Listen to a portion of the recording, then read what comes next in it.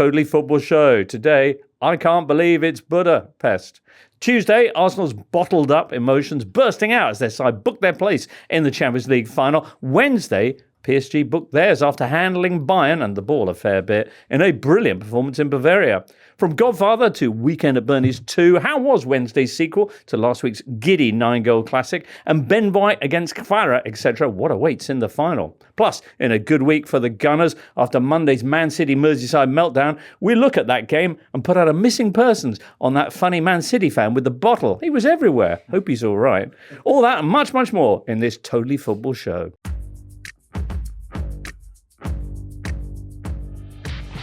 Thursday, the 7th of May, and it's an all-athletic, in every sense, crew here in the Totally Football Show studio with Duncan Alexander. Hi, Duncan. Hello, James. Also with us, Mark Carey. Good morning, James. And Jay Harris also. Good morning, James. Good morning to all of you. Boy, things move fast, don't they, in football? It seems only a week ago that Arsenal were a bunch of bottlers who were fumbling their way to a disappointing finale on all fronts, Jay. Yeah, and I think one of the biggest differences in the last 4 or 5 days has been Marcus Lewis-Skelly playing in midfield. It was a really big gamble for Arteta to do that against Fulham at the weekend. I think it was only his first midfield start at senior level, but he did play there in Arsenal's academy. And it's just given Arsenal a bit more energy in midfield, something a little bit different. I think he's really good at driving forward, but also has the confidence to play some very progressive passes between the lines. And it's just given them a bit of energy, but we also can't overlook the significance of Saka being back in the starting lineup and what that does to the crowd at the Emirates. Just gives them a massive lift every time he's on the ball. Crowd at the Emirates. Look no further than Duncan Alexander. You were there on the Hornsey Road roundabout, waving your red flare. Yeah, definitely. I was there. What was it like, Duncan? It was an experience. I think, for a long time, the Emirates was seen as a bit of a sort of, corporate bowl with not much atmosphere, particularly when Arsenal was struggling. You'd often look at games at the end, there'd be a lot of red seats. But I think this was a sort of authentic, almost Anfield-like European atmosphere. I mean, there were flares before the game, as you mentioned. There was singing in the concourse, which sounds pretty trite, but actually you don't really get at Arsenal. But it was, people were in their seats like 20 minutes before the game. Again, unheard of. Right. The atmosphere from kickoff all the way through was extraordinary. And I think to Jay's point, I think the players certainly fed off that. There were a lot of Dan Burn style fist pumps to the crowd after a throw-in and things like that. And it kind of showed we saw, the atmosphere that Atleti fans could make last week. And I think Arsenal fans, did the same. And it definitely did make a difference. I think the second half was a lot more comfortable than it could have been in a European Cup semi-final. And that was, sort of fans and team in tandem. It's been a huge week for Arsenal with that and the Man City draw on Monday. That the final week of May could be even bigger. They've never won the Champions League. They haven't won a Premier League title in 22 years. They could sew up both in the space of 7 days. Absolutely, and they could do with winning all of their games, but they could wrap it up or at least go a really long way by winning against West Ham, which would then allow them, I think if they were to, or it would depends on, I suppose, how other results go, if they were to maybe get to the final game of the season, be able to rest and rotate some players, that would then allow them to have greater freshness in the final. Right. But obviously, I suppose we would have to wait to see how Manchester City get on it. A lot of waiting and seeing. Although it's still a week, which I think is fine. In the old days, obviously the European Cup final was on a Wednesday. I remember Manchester United had to rest players in the FA Cup final in '99 before completing the treble. So there is a bit of time. And I suppose, you don't want to leave it too long in terms of resting players for the final game and then not having that freshness, because the other example would probably be Liverpool against Spurs. Yeah. It was June the 1st, if I recall. 3 weeks. And it was 3 weeks, and it was quite some time. And the game itself was quite stodgy, I think, because not all of the players were really kind of pre-season friendly. Conditioned. Yeah, so it can go too much the other way, I think, at times. I think your point about the Everton game on Monday was key as well. I mean, I must have heard the words Tierno Barry mentioned 50, 60 times. So that was part of what lit the fire at the Emirates. Yeah, definitely. I mean, people were talking about it constantly before the game. It was, it was almost like the door had opened up and suddenly everyone was in this kind of state of euphoria. Whereas I think we've seen Arsenal games in recent weeks, the Bournemouth game particularly, where everyone's kind of nervous and tetchy. Funny. Conversely, were they to go to Budapest having not won the title, what would that mean for their chances? Mark, you came in going, does anyone seriously think Arsenal have a chance? I'm paraphrasing slightly against Paris Saint-Germain. We'll answer that question in a bit. Perhaps shall we start off by looking at what PSG got up to on Wednesday? Wednesday night at the Allianz Arena, Bayern Munich won, Paris Saint-Germain also won, putting the holders through to the Champions League final after a very, very dominant performance. Jay, the game in general, we wanted Godfather 2. What did we actually get? Phantom Menace? I like Phantom Menace, by the way. Oh my word! Sorry, this is for another time. That doesn't work because Phantom Menace is the first of a new trilogy. You can't have that. But it came out afterwards. You can have Attack of the Clones. I like Attack of the No, Clones. I can't have Attack of the Clones. Only if I'm calling the first game Phantom Menace, which I am most assuredly not. The only thing I could do then is have The Empire Strikes Back. That would be the... Yeah. But are you saying that last week's game was Godfather more 1 entertaining than a trade alliance? Fine. Not for me to Game say, of Duncan. opinions. Very favourite expression. Sorry, I hijacked that. Sorry. No, But it's Mark, funny. what age were you when you saw Phantom Menace? I would have been 6. Yeah, there you go. Okay. I've seen it since multiple Yeah. times. But, you know, The nostalgia. it's something that, there's an association with simple times. Darth Maul redeems it, but otherwise, Does he, though? I like that fight at the end. How But old the were rest you of it when you is- saw it? When did it come out? 99? 2000, I think. Yeah. Well, I was 4 when it came out, so I probably Yeah. saw it same age as Mark. Yeah. What did you make of the game? I actually really enjoyed the game because everybody was expecting a goal fest, and what we got was still really entertaining. 2 teams with lots of attacking talent on show. I do think commentary said at one point there were more shots in this game than there were in the game last week. And Really? Yeah.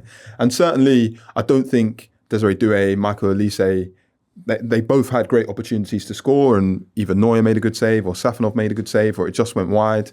But I was just really taken aback by how well PSG defended, like Kvaratskhelia in particular. There were just so many times, especially in the second half, when legs would have been tired, minds would have been tired, where he was just busting a gut to get back and help out Warren Zaire-Emery or Nuno Mendes on the other side. And it was just a real complete performance. You know, the build-up to these 2 games was all about, you know, PSG and Bayern Munich, these irresistible attacking riches versus Arsenal's stubborn defence. Whereas I think PSG actually went, well, when required, we can defend determinedly as well. So really, really interesting that they showed that other side of their game. And they were helped by the fact that they took the lead just 3 minutes in. Yeah, that's always useful. I mean, you can obviously score too early in games, but I think in that context, when you're already a goal up, it's perfect. I mean, just looking at the stats, it's, you know, they had 15 shots, but they only made 212 passes with a 70% pass completion rate, that's more League One than League One.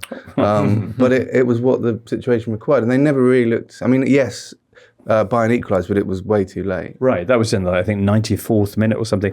35% possession PSG had, but as Duncan says, they didn't need to do anything else. No, I thought they were really intelligent with the way that they defended, because the main sort of narrative was that they were sitting in and having a sort of a deep block, and they did stifle the space for Bayern Munich, and that forward line thrives off space for Bayern Munich, and they stifled them in that regard because they didn't need to go chasing the game. PSG obviously offers such an amazing counter-attacking threat anyway that they still had those chances. But I thought it was very intelligent the way that their midfielders were being quite versatile and flexible. So Nuno Mendes got the yellow card quite early on, and everyone was sort of had a bit of a question mark over him to be like, okay, will he be able to last the whole game, because he's walking a bit of a tightrope. But Fabian Ruiz started in possession as well, started on that left-hand side, but also tucked in defensively out of possession. And at times PSG was sort of creating a bit of a back 5. And that allowed Mendes to be a little bit more safe and just kind of block the space. And Ruiz was the one to go out sometimes. And then on other occasions, it was João Neves who was going between the centre-backs at times when they were dropping deep, which allowed Marquinhos to kind of shuffle across, and then Warren Zaire-Emery to sort of be a bit more of a man marker as well. So they were always just blocking space, but in the same way that they're fluid in possession, they were able to just kind of plug gaps out of possession as well, which I thought was so intelligent. I felt a bit sorry for Vincent Kompany, because after the first leg, both managers were like, yeah, this is football. This is how you play football. More of the same in the second leg. Vincent Kompany went, yeah, cool. Yeah. And then Luis Enrique was like, yeah, I'm not doing that. And like tricked him. And it was almost, I think it took Bayern quite a long time to realise, hang on, this isn't last week. And you could see that that Elise and Diaz and Kane were all frustrated at points. You could tell by how far Harry Kane drops back. It was getting deeper and deeper at points. Kompany was dressed for a big night out as well. Looked like he was about to hit the town in Shoreditch. Yeah, he did, to be fair. Extraordinarily, Paris Saint-Germain's first 6 shots on target across the 2 legs all went in. Wow. Parallels with last year, with PSG again finishing low down in the league phase, but then really coming to life in the knockout stages. This time around, they're doing it without Donnarumma, who was seen as a prime factor of them getting to the final last time. They did it on Wednesday without Hakimi as well, although possibly given the nature of their game plan, that wasn't the biggest of issues. Jay, you were referencing a comment from somebody about what Mbappe must be thinking. Yeah, so we had a couple messages from J. Cole CFC on Twitter. I'm sure we can all guess where the inspiration for that handle came from. But just pointing out how must Mbappe be feeling, because he's not won a trophy during his time at Real Madrid, and PSG have made back-to-back Champions League finals without him. And I think that sort of just speaks to the change in the PSG project, for want of a better word, over the last couple of years, and the change in focus on who they recruit. Well, indeed. And one of the recruits is a subject of another J. Cole message. Kvaratskhelia probably won't be in the Ballon d'Or conversation because of Georgia not being in the World Cup, but I thought he was the best player on the pitch. He makes top defenders in Europe look like kids. Ricardo Mantio saying Olise, Kane, Dembele, Vitinha all get Ballon d'Or mentions. Surely Kvaradona needs to be on the short list. I think he's the best in Europe. Duncan. Yeah, he is. He was outstanding. But to Jay's point, right at the end, when Bayern, theoretically still had a chance of getting a goal, Kvaratskhelia sort of won a free kick on the touchline, and from Diaz. Yes. Yeah. And the whole bench just ran up and were like kind of cheering, and it was a sort of show of unity that I don't think you'd have got a couple of years ago. But also, the build up to Dembele's goal, Kvaratskhelia sort of drops into a central part of the pitch, pops off the ball, and then makes that run in behind and pulls it back for Dembele. Just every time I watch him, I just think he must be a defender's nightmare, because he's so good either on his left foot or his right foot. So you're trying to prevent him coming in and curling it top corner on his right because he's so good at that. But then he can take you to the byline and cross it in. So your mind must be all over the place thinking, how on earth do I actually prevent this guy? Because no matter what way he goes, he's going to get the ball in the box in some way, shape or form. On that goal, though, do you think, it was the second, third minute, do you think that it was naive from Bayern Munich, especially when they're chasing the game, to think like if they push on the halfway line? I know they like to play a high line. They play the whole 90 minutes like that. Yeah, but I just feel like there's a bit of pragmatism when it is knockout football. It's, right. It's do or die. That they were a goal down. They needed to sort of play their way into the game, and they played well overall. But if that goal obviously hadn't gone in and they were just feeling their way into the game, and then Kane scores that goal, then it goes to extra time, etc. So I just feel like there's a opportunity, and I know that it's you live by the sword, you die by the sword. That's the way that they play. Right. And it's the way that they scored so many of their goals in the league and in the Champions League. But even just a couple of yards, or just know that players like that they're obviously full of energy in the first few minutes, that they can spin, and just if you've got that much open space and you're any of those elite players, you're thriving off it. They were only a goal down in the tie at that point, right? Where they were playing as if they were 3 goals down in the tie. So it's like you've got to half time at 0-0, fine. Yeah, exactly. But Kvaratskhelia with 10 goals and 6 assists in the Champions League this season. He's scored or assisted in his last 7 games in this competition. Can I give a shout out to Emery as well? Because I thought he struggled in the beginning of the game against Diaz. But as it went on, I thought he got more assured and more composed. And obviously, he's playing in an unfamiliar position. He's central midfielder, playing at right back. And Diaz was, very tricky. And I thought he was going to be Bayern's best source of a goal at one point. But as the game went on, I thought he did really well. But then on the other side, I was quite disappointed by Michael Olise. Yeah, and by Bayern generally, you felt they played well, but it was a frustrating night for them. They didn't seem to have that same ease with which they played when they were away from home a week ago. Yeah, no, I do think that overall they played well, but I also agree that they played well overall, but they were up against a side who were able to nullify them a little bit. And if they're playing against a team in the Bundesliga who are sitting in, they've got the individual quality to still unlock that, because the gap of quality in the Bundesliga for a lot of the teams is quite big. But they're playing against a team who's so elite at pressing really high, but also sitting in as well and playing more of a deep block. They were just, as we said before, they were getting frustrated with the fact that they just weren't able to exploit that space. And Diaz and Olise on either side, Kane less so because he can drop into sort of different pockets and drop deep, but those two thrive off space. They thrive off 1v1 battles and winning them. And when they're doubled up on, when PSG were forming a back 5 at times, and when they're crossing it into a congested penalty area, that frustration builds and builds and builds. Although Jonathan Tah had a really good chance just before half time, like a completely free header that he put wide. And if that had gone in, 1-1 at half time, I think that changes the complexion. I think the Musiala chance is bigger, better. Maybe that I'm was wrong. just before, wasn't But it? that was right before half-time as well. Very clever back heel from Elite. And Musiala was really quiet in the game. And then there was that 5-minute spell before half-time where I think he also tried to curl one in from the left-hand side of the box. But me and Mark were just really watching the highlights. And Musiala just hits it bottom corner and Safanov dives the right way. And I think he's got to put it he's got to reverse the ball back into the other corner at that point, which is a real shame because if that goes in just before half time, then the second half could have been very exciting. Half. As it was, the goal for Bayern came right at the end of the game, as we mentioned, came with his 55th of the season. He's now scored 140 goals for the club in a little bit less than 3 seasons. They were maybe outplayed, maybe a little bit out of sorts. Bavarian. Were they unfairly treated by the calls? There were 2 handball shouts. One was for Nuno Mendes, who was already on a yellow card and has an arm out which blocks a Bayern attack. And then about a minute after that, João Neves very, very visibly blocks the ball in his own box. Now, given that this was a week after Bayern had been penalised by one of the most harsh handball decisions, without which, by the way, it would have ended up all square and we'd have gone to extra time. But anyway, a week after that, there was outrage in the Allianz Arena that this one wasn't given. Word spread that the reason that the referees hadn't given it was because the ball had been struck by one of his own teammates. And that, in fact, there was a website that I think even the BBC linked to this, which has got the IFAB logo at the top saying, if the ball is struck by your own teammate, it's not a handball offence. But it's actually not an IFAB site, that. And the actual IFAB site doesn't make any reference to this. So I am back to being mystified this morning as to why that wasn't given. Duncan? The phantom explanation. Yeah, I mean, we know that in European competition you get handball penalties fairly easily. So Not this time, though. Not this time. I do think, no offence to João Pedro Silva Pinheiro, the referee, but you shouldn't really have referees that look scared. He just has a face that he looked like he was like really worried the whole game. And so every decision he made, I think, just didn't feel very authoritative. As unfortunate as it would be for Bayern, I do think that there was mitigation for both. So the Nuno Mendes one is kind of irrelevant almost because it was the Konrad Laimer handball that was identified by, I think, But was that even a handball? Yeah, I mean, that was...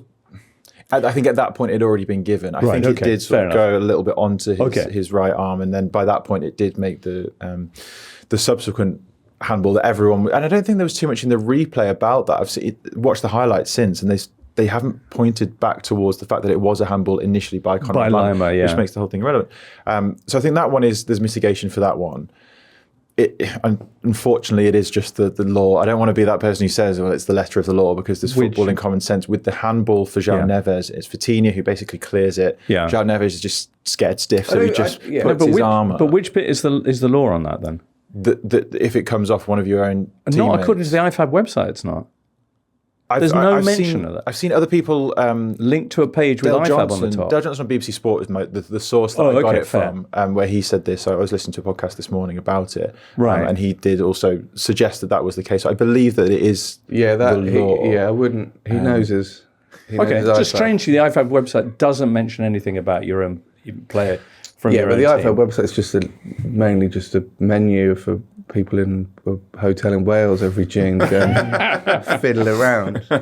Although they do have every meeting as a PDF back to the 19th century. Okay, there is quite an extensive section detailing the thing. But okay, fair enough. But I do think it is, while frustrating, I do kind of get it that the thing is, if it came off Vitinha, if it was a teammate and it hit your own teammate, but it was going towards the goal. Yes, you'd be more upset. Yeah, I would be outraged by it. The fact that it was cleared, like there's Neves is not trying to gain an advantage, implicit or otherwise, in any way by handling the ball, because the ball is intended to go away from the goal. If it had come off a teammate's head and was going towards the goal, and then it handballs, it has handball, and then that's deemed to not be a handball, that would be, I think, outrageous. All right. Well, Paris Saint-Germain probably worthy winners anyway. Yes.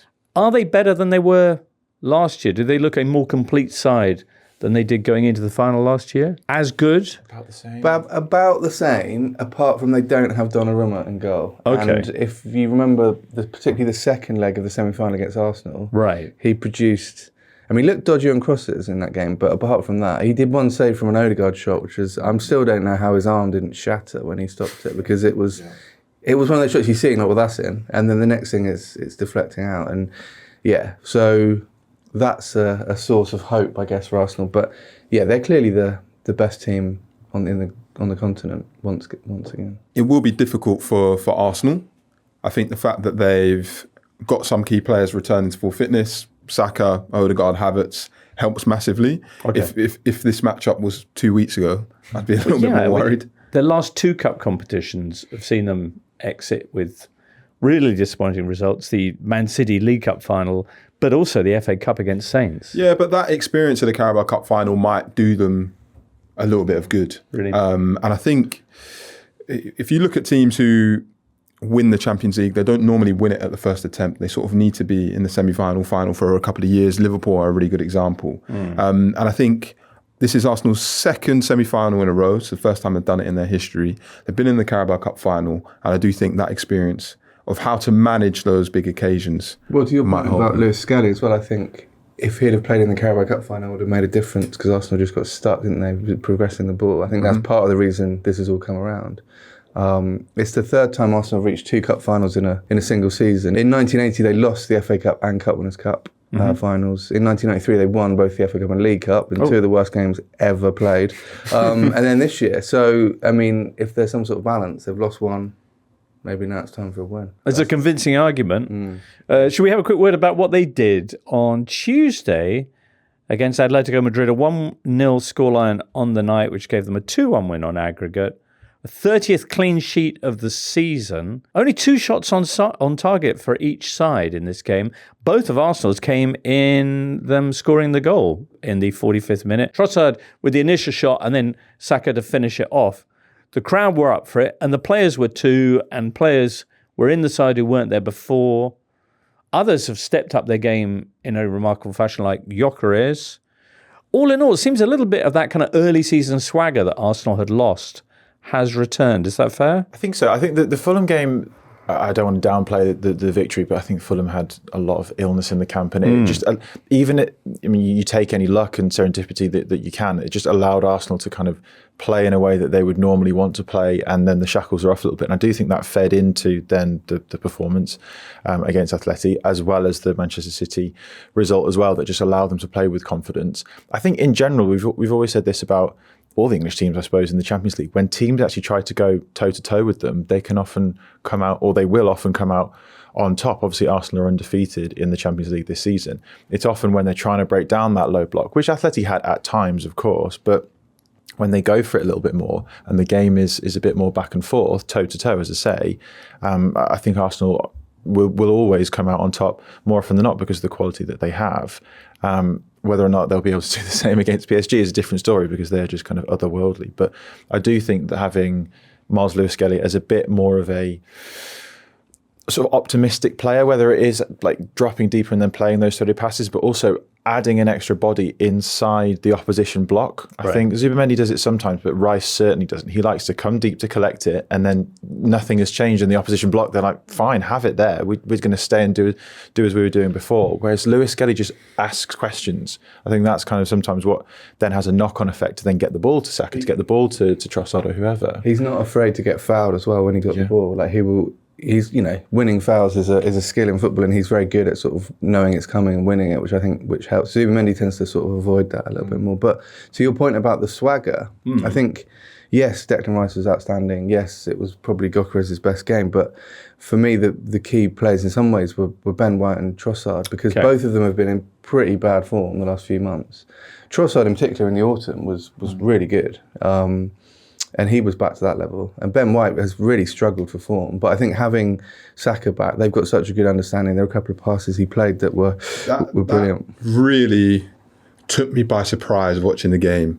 How just changing one individual the knock-on effect it has. Right. And clearly that telepathic understanding that Saka and Ben White have, Ben White struggles to replicate with Madueke. Even though they're both right wingers, left-footed, they play the game in a very, very different way. Madueke probably, this is just sort of me guessing, probably takes more touches on the ball, delays things a little bit more, whereas it feels like Saka wants to play those quick, sharp 1-2s with Ben White, and Ben White sort of thrives off doing that. And there are a couple of times Saka got in behind from moves like that. And when those things are coming off in possession, it probably just is a nice little reminder that, I can do this. And that gives you a little bit more confidence defending the other way as well. But that was Ben White's probably best performance of the season quite comfortably. Whereas in the last, especially the Southampton game, he really struggled. Yeah. And you're thinking, if Arsenal have to finish the season with Ben White instead of Timber, then that's going to impact them. But Tuesday night, he was really good. Well, it's not that long ago that people were saying similar things about Victor Gyökeres.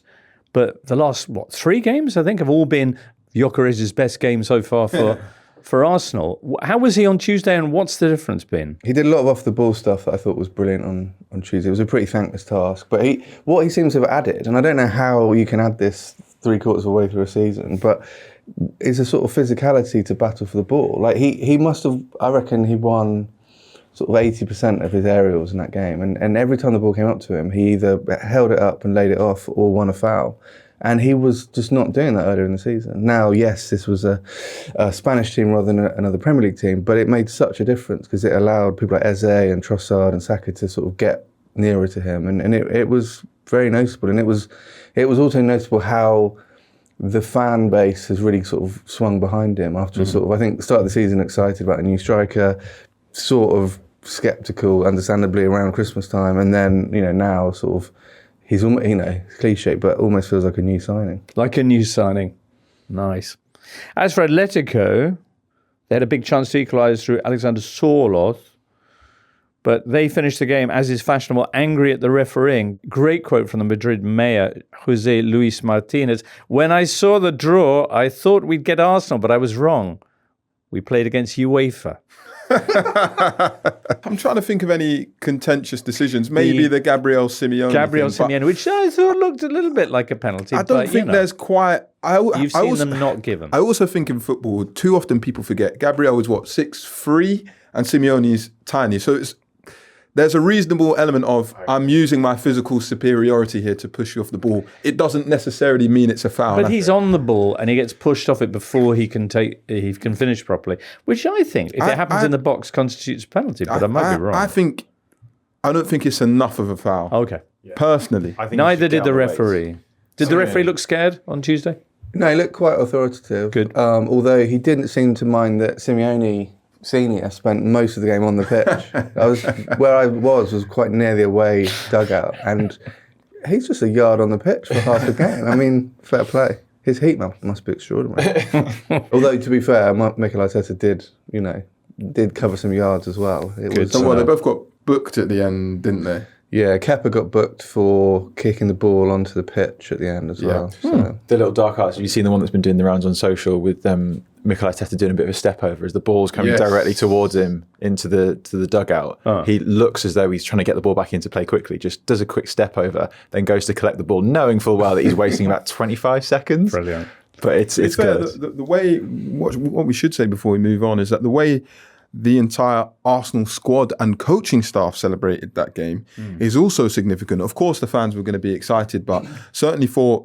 so there's like a clip of Saka on, I think, CBS afterwards, and he's being asked, who do you want to play in the final? And he sort of says, I could give you a media-trained answer, but if you think about it, you'll know who it is. Certainly a little bit more personality than we've seen from a lot of this Arsenal squad, and just the way they... I think so, yeah. That's certainly what I'm assuming. Why is that an obvious answer? Sorry. Because they lost to them in the semi-final last year. For that. Okay. And I also wondered if it's a sort of poetic because Arsenal lost the 2006 Champions League final in Paris. Paris. Maybe that's another element of it. But yeah, all the players dancing and everything. I thought...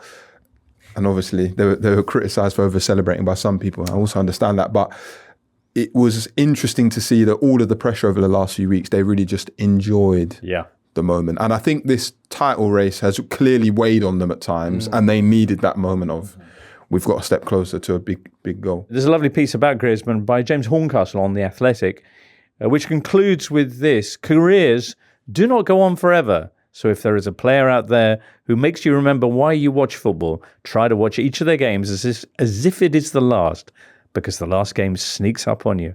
Oof. And it did, this, Griezmann. What games he's given us, eh? Anyway, out go Atletico. Arsenal head off eventually to Budapest. Will they arrive as Premier League champions? Well, let's get on to What awaits this weekend to that end? Next. Premier League. 2 games played since our last show, and they feel significant. On Monday, Nottingham Forest went to Stamford Bridge and beat Chelsea 3-1, reducing, quite possibly, the relegation battle to just 2 teams, Spurs and West Ham. And then, on Monday evening, it was Everton-Man City. Man City going a goal up. Everton then sparking a Mancunian collapse in the second half, taking a 3-1 lead before eventually Jeremy Doku pulled it back to 3-3 right at the death. Where does that leave everything, and what awaits this weekend? Man City, now 5 points behind but with a game in hand, will be hosting Brentford at 5:30 on Saturday. Then, Sunday afternoon, they'll be sat round a telly for Arsenal at West Ham. The Hammers, of course, as mentioned, involved in that race to avoid 18th place. They are 1 point behind Spurs, who will be hosting Leeds on Monday evening. The other fixtures this weekend, since we're here, Chelsea will be taking their clown car antics to Anfield to face Liverpool. That's Saturday lunchtime. 3 o'clock on Saturday, Fulham take on Bournemouth. Sunderland are up against Man United, and it's Brighton Wolves. There are 3 games at 2 o'clock on Sunday. Forest Newcastle and Palace Everton. Forest and Palace both in action this evening as we record in European ties. As are Villa, of course, who will be against Forest at Villa Park. Huge game, that, in the Europa League. Anyway, Villa on Sunday will be visiting Burnley. Let's start, though, with the title race. Man City taking on Brentford Saturday at 5:30. First of all, what happened at the Hill Dickinson? They were 1-0 up and cruising at the end of the first half. And then Mark Gay? Yeah, Mark Gay did a Stevie G in a way. I mean, in the same city. Yeah. Everton are quite weird. Remember they drew 4-4 at Old Trafford in the season where City won their first Premier League title. They're kind of good late season catalysts for drama. But yeah, no, I don't think anyone saw that coming at half time. City had utterly dominated the first half. Had gone ahead with a brilliant finish from Jeremy Doku. Should have been more ahead. But then as soon as Everton got one, it just completely turned. And Everton, heads went, no? Yeah. And that's the thing. I think people have talked, Jay mentioned earlier, people have talked a lot about Arsenal's mentality this season and the pressure, but we kind of give City a pass a lot of the time as this kind of title trophy winning machine that just picks off results, but they're not. And you could see that on Monday night. They look, particularly when Everton went 3-1 up, they looked completely shell-shocked. If they hadn't pulled one back immediately, I think they would have lost the game. What was more important, or what will prove more important? Jeremy Doku's brilliant 97th minute equaliser, or the fact that they already shipped 3 goals at that point? So a point gained or 2 lost? 2 lost. Yeah, definitely, because look at the way Man City celebrated beating Arsenal at the Etihad. The way that, I think we were joking about it before we started recording, the City fan with a bottle of Arsenal tears, and, Haaland. He was there. He was pictured. Yeah, there he is. With a suspicious lump in his pocket. Yeah. So we simply don't know. Haaland strutting around in front of the cameras. They had a massive advantage, but I did think there's still a long way to go in this league. And I think City's longest winning streak in the Premier League this season is 6 games, and Arsenal's is 5. And I think Arsenal might have done it twice. Okay. So no one has actually built up a significant winning streak, which we've seen in previous Premier League seasons. It's a normal Premier League season where teams drop points. Exactly. But in the last few years, you've had Liverpool, Man City go on these really intimidating double-digit figures runs. That's not the case this year. So there was always going to be a chance that they were going to drop points. But I think to be 1-0 up and in control, and then to allow the momentum to shift that way, it's definitely 2 points dropped. I think to suggest that Man City were going to even blow Everton away would have been naive as well, because they played Burnley not long before. And if you watch that game, it wasn't all that convincing either. I know that Burnley had to sit in, but it was quite a dull game. And there was even a couple of opportunities towards the end where Burnley were like, well, we may as well go for it. We've got nothing riding on it. But they almost, there was a couple of half opportunities where you thought, if you just drop points there as well. So it's also, I think we think that Man City, when they win, they're going to be dominant and they're going to win 3s and 4s, which they have done years gone by. But there's been a few occasions this season where they haven't done that either, and then it obviously came back to bite them against Everton. They're the top scorers in the Premier League, fine, but they've got 69 goals with 4 games to go. I mean, they've multiple times got over 100 goals. Yeah. So. Will this Saturday be another of those occasions that you reference. They are going to be at home to Brentford, who have some form at the Etihad. Jay, did you not witness in the 22-23 season? I did. When City did the treble, the only team to win at the Etihad were the only visiting team. The mighty Brentford, yeah. No, it was a fun day because it was just before, it was the last game before the break for the World Cup. Okay. And it was a couple of days after Ivan Toney had been left out of the England squad. And I don't think he'd been officially charged yet, but it was around the time the rumours had come out about, this alleged gambling activity that he'd done. And then he scores these two great goals that Brentford crafted in a really clever way and sort of sent out a message to Gareth Southgate as if to say, I can't believe you've left me out of the World Cup squad. But it was an incredible performance and really Brentford should have scored more that day. I think if you'd asked me a week ago, I wouldn't have had much confidence in Brentford winning because they'd, I think, drawn 6 games in a row. They lost to Man United, but beating West Ham's hopefully given them a bit more energy. And I do think that Brentford, the entire time they've been in the Premier League, there's just something about playing big 6 teams that they get up for. Right. Whereas when they're expected to play at home, dominate teams around them in the table, that's when they tend to catch you off guard and underwhelm the way teams set up against them. I think it's sometimes because if you look at that Brentford team at the moment, you've got Thiago, who's fantastic at his big burly striker, holding the ball up. Then you've got Shada and Dango Ouattara either side of him running in behind. And I do think that suits them. They've got some very good defenders who don't mind sort of sitting deep, so they can hurt teams. Less so set pieces this year. They're not nearly as good from set pieces as they used to be. But certainly on the counter-attack, they're still really effective and on the threat. Whereas I think when they're asked to control games, they're not quite as good. And it's the shootout for the Golden Boot as well, Haaland v Thiago. So 3 goals between them currently. Brentford know they're in a fantastic position to qualify for Europe for the first time in their history. And as I said, results over the last couple of months have sort of grinded that momentum down to a halt. Beating West Ham sort of given them a little bit more impetus. Their final game is at Anfield, Salah's last game, Robertson's last game.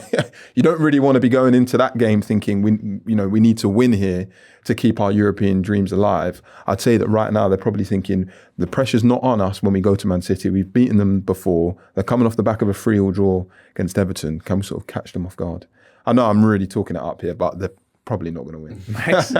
Excellent. Man City have Brentford. They've got a bit of fixture congestion. Brentford this Saturday, then Crystal Palace, then Chelsea in the FA Cup final, then Bournemouth away, and then Villa at home. Arsenal are going to be at West Ham on Sunday, then home to Burnley, then a trip to a Crystal Palace side who may well have a Conference League final just a few days later. And of course, Arsenal themselves will have a European fixture of their own to look forward to a few days after that. It begins that run for Arsenal with West Ham.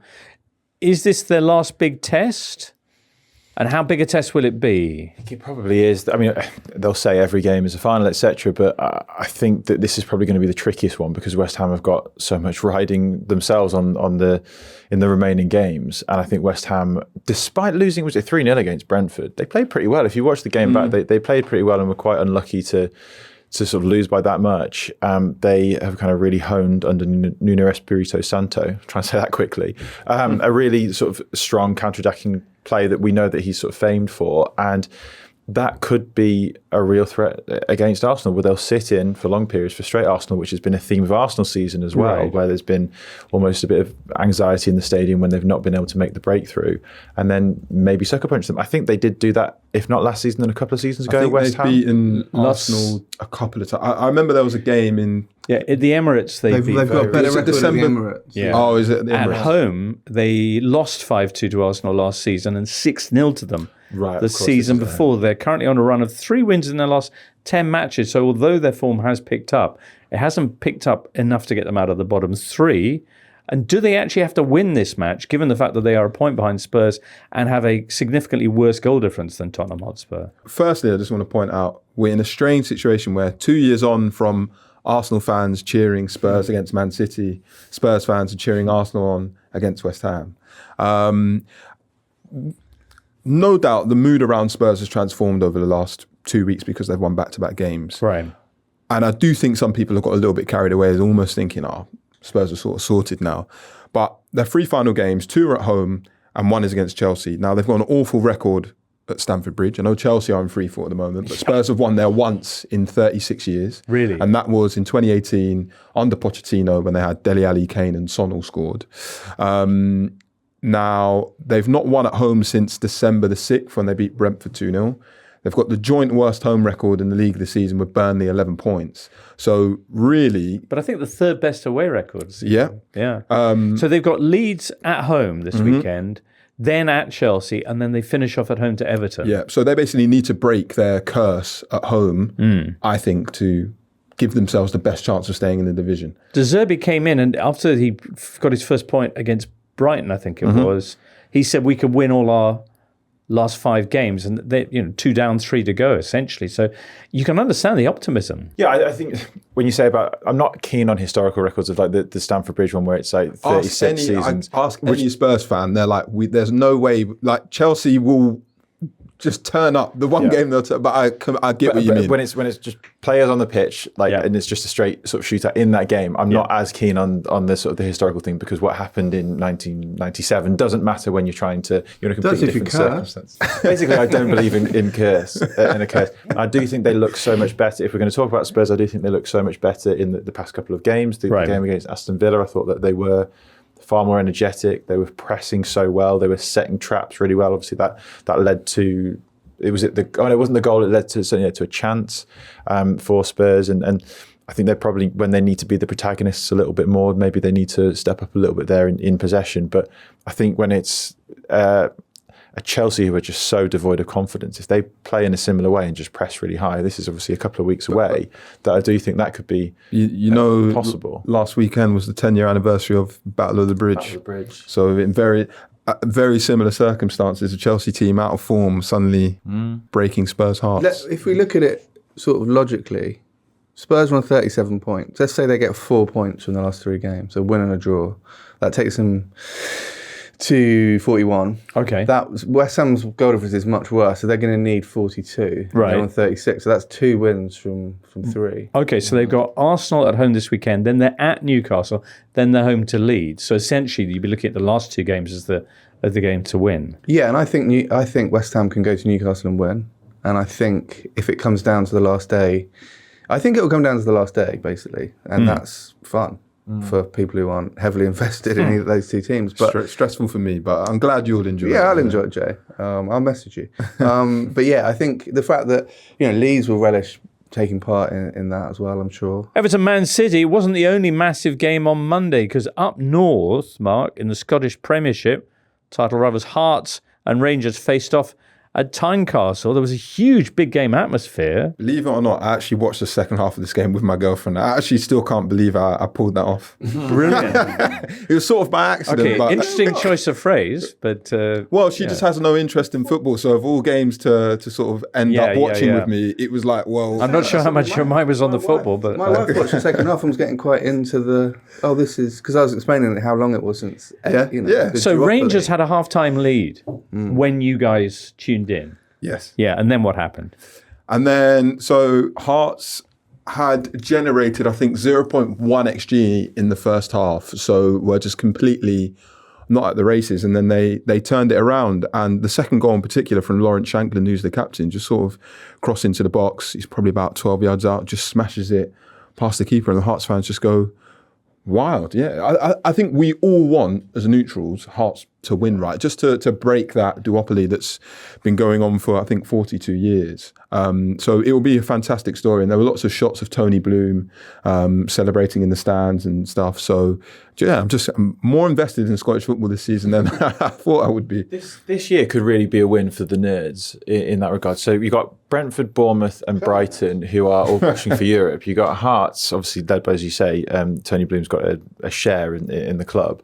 If all of those things happen, I don't think all 3, maybe all 3 actually could be in Europe if the Premier League sides of Bournemouth, Brentford and Brighton, all led by really good strategic recruitment, led by data, and just really good planning from in the long term. And it's a message, I think, to your Chelseas of this world, that actually having this sort of due process is beneficial. But none of them have got United DNA, Mark, so I don't really understand that. True.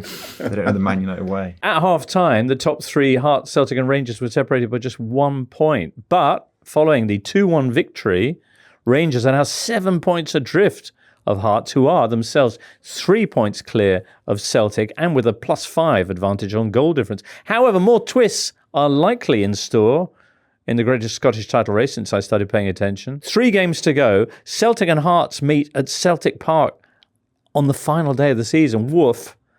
That's a week on Saturday. Before that, Celtic have Rangers, which they do kind of every week. But anyway, yeah. Yeah, that's big. And Hearts are away at Motherwell. And Jordan Campbell wrote a really good piece on The Athletic a couple of weeks ago about Motherwell. And normally, again, he might go Motherwell. All right, fine. But they've been playing a very advanced brand of football. Right. So it's all happening in Scotland. Wow. It really is. There you go. Back regrettably to the Premier League. And that early game on Monday, we mentioned Forest going to Stamford Bridge and taking Chelsea apart 3-1. Praise for Forest, but Chelsea, what's going on there? Callum McFarlane, now interim boss, describing the first 15 minutes as unacceptable, and I think a lot of Chelsea fans would feel that about a broader spectrum of the game. I think if you look at every player on paper, you'd say that they all have really good quality. I think it's clear that it's not anything to do with their sort of footballing ability. It's all the other stuff sort of swirling around them. Just given up? Maybe, yeah. I mean, Chelsea have got previous for that. Not that I believe too much in historical things influencing the present, but I do think there is the degree to which that I'm sure, as sort of Mark's alluded to, when you've just got not necessarily a lack of a plan, but a poor plan, it's hard to stay invested because they bounce between Maresca, Rosinia, McFarlane's back in temporary charge for the second time this season. You know, I was reading a piece from our colleague Liam Toomey the other day who said Bluco have been in charge for 4 years now. Like the sort of grace period where you're allowed to trip over hurdles and make mistakes and learn from them, that's long gone. You know, you spent a ridiculous amount of money on this squad. You need to get Champions League football. That's just completely drifting and slipping from your grasp. You've got, you know, players like Garnacho you spent a lot of money on who aren't getting in the team. It's just a mess, but it's happened over a prolonged period of time where they've consistently made bad mistakes. So I'm sure they'll go again in the summer and wheel and deal and get rid of more players and sign some new players. But until they actually commit to a good long-term strategy, then you can sort of just see this continuing forever. And it looks as if the Club World Cup last year was sort of the exception to the rule. Currently 10 points off the top 5. They've had 6 Premier League defeats in a row. They did finally score a goal, ending a 566-minute goal drought. Was there against Forest reserves, effectively, because Vitor Pereira had made, I think, 8 changes to the starting lineup with the Europa League semi-final coming up tonight. Was there a point in the season, like October, November, where people were saying it was like Man City, Chelsea and Arsenal in the title race? Yeah. I don't think anything like that was said in this pod. I mean, you can normally put your clocks back about the time of Chelsea in the title race. You know it's about time. Autumn leaves are falling. But yeah, it's not good. What about Forest, though? 6 points clear now of the bottom 3. Is that them safe? Yeah, I think so. They've been magnificent. I mean, it's again, Vitor Pereira's done an amazing job. But then you do look, he kind of did that at Wolves last season. Went to the pubs and then didn't work as well this season. But I think the difference is Forest squad is really, really good. I think Monday demonstrated that they can change that many players, go to Chelsea and win. But I just don't want to see Morgan Gibbs-White's forehead again. That was horrible. And I mean, as far as we know, he's planning to play in the Villa game tonight, which is super. I mean, that is, that's professionalism. Is it safe though? Well, those stitches certainly look robust. Put it that way. With Forest as well, I think because their final games, I was just looking at it, they've got Newcastle, who aren't in the best form, but you get what I mean, Manchester United and Bournemouth, who are obviously in great form. They almost needed to get those 2 wins against Sunderland and Chelsea. And at the time, or thinking about it a few months ago, you thought, okay, they've got to go to Chelsea. That's going to be a tough game. Obviously, the context with which it was played meant that it was comparably easier. But I think that they needed to get those points in the bag. Obviously, then got that second leg this evening, and you don't necessarily need to go and get victories in their remaining 3 games. I think they've done it actually, all things told, quite well in the way that they've managed the season. They could be in a Europa League final and comfortably safe going into the last day. It's rare that a player changes the team as much as Chris Wood seems to for Forest. I mean, he's been out most of the season. They've really struggled. They've wasted chances. They've just looked sluggish. He comes back and suddenly everyone looks like a world beater. 12 goals in the 3 matches since he returned. There you go. They're at home to Newcastle on Sunday. If they win, they'll go above the Magpies in the table. On a related note, Sasu Hainu writing and saying, has this Premier League been statistically the most even league ever? Feels like it. 97 is still the, is the it? clubhouse leader, but it is very much like that. And I, as I've been trying to say many weeks, this is what people wanted for a long time, and this is what it looks like. You know, teams drop points, teams lower down, go on good runs. I mean, looking at Forest, they're only 6 points behind Chelsea, which is extraordinary. And with Newcastle, they're only 3 points away from 9th. A lot of numbers out there. And they're 13th at the moment. All you need is just a victory and a couple of teams to lose, and you can jump 3 or 4 good places. For the league, our league, long term, that we sort of, this season at least, we've reverted away from teams just racking up 90 plus points totals, etc. Because there'll be a generation who've sort of grown up with that, thinking that's normal. Yeah, and it's not healthy, I don't think. And it also makes the product less good. I mean, who wants to... I mean, I can remember the late 2000s when the Big Four did finish as the top 4 for like 3 or 4 seasons in a row, and most of the games were rubbish. I think having a league as balanced as this, and at the same time having one side in the Champions League final, is a pretty good indication of health of the league. Speaking of health and lack of it, Chelsea this weekend are going to be at Liverpool. If they lose that game, that will equal the worst run of defeats in their history, which came back in 1952, 7 straight losses. For Liverpool... Mark, do you respect that in 1952? I'll allow it. Yeah. Yeah, Liverpool, who were top last season. Chelsea were 4th. They're currently sitting 4th and 9th, these two teams. Yeah, interesting game that. Saturday lunchtime. You'd argue that Chelsea's the perfect opponent for Liverpool when they're still kind of going back and forth with convincing whether they're in good form or not. However, you thought at the time that Spurs under Igor Tudor was the perfect opponent for them a good few weeks ago, and then Spurs got a draw and Liverpool were quite flat in that as well. So you think, actually, would Chelsea maybe kind of know their place a little bit, some poor form, some like low confidence, that could potentially easily be a draw for Liverpool. Yeah, I think Chelsea and Liverpool both feel a little bit like teams where the players are not entirely convinced that the man in charge is going to be in charge that much longer, and there's a bit of limbo there. Possibly not. I don't know. We'll see this weekend. That's the lunchtime game on Saturday. Also this weekend, Villa are at Burnley. But will Villa produce a thriller against Michael Jackson, is the question. Oh, that's great. If the season started 8 games ago, Villa would be 3rd from bottom. Burnley would be last. Do you know the other team who would be in the bottom 3? It's Chelsea. Yeah. It's Chelsea, yeah. But anyway, this is in kind of 8 games worth of form. This is the 3rd worst against the worst. So we'll see how that one goes. If Villa in some way mess this up, they could be looking nervously over their shoulders come Monday, because Bournemouth are 6 points behind them, chasing that top 5 spot. And Bournemouth are away at Fulham. Bournemouth, 15 games unbeaten at present. So that's the longest record in the top 5 European leagues, not just the Premier League, the top 5 European leagues, which is just so impressive. I don't think that, I know that they've not always been victories. There's been quite a few draws in there, but still they've really done well. And so I was looking at this recently, and there's only one occasion, I believe, in Premier League history, Manchester United in the 2016-17 season, with 18 games, that a team has been unbeaten for longer when not in the Premier League top 5. So your Manchester Cities of this world have gone longer unbeaten, but for a team like that, it's rare that it happens in the way that it has. Crystal Palace are up against Everton Sunday at 2. Palace, who could be in the Conference League final. By the time you hear this, they're 3-1 up against Shakhtar ahead of Thursday night's return leg. Palace, though, Everton are one of their bogey teams. They have only won one of the last 22 meetings with the Toffees, Mark. Brighton are up against Wolves. And Sunderland face Man United Saturday at 3. United, who last weekend qualified for the Champions League. Sunderland still in with a shout of Europe. I should mention, actually, Sunday we were discussing Man United's performance.